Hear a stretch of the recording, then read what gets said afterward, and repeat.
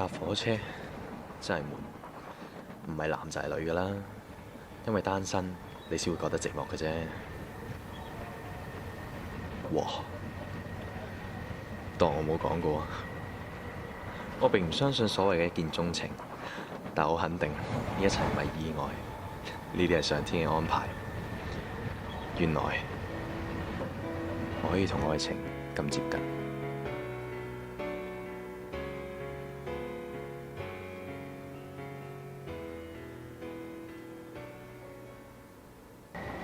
下一站沙田。唔通佢要離開我啦？ Next station 估唔到佢竟然咁無情，任得我幾傷心，佢亦都冇留低嘅意思。會唔會幾年之後回憶起我曾經俾佢嘅快樂呢？但係一樣嘢我好清楚，佢唔會回頭，唔會再望我一眼。再見啦，我嘅天使。雖然呢個世界係冇一見鍾情。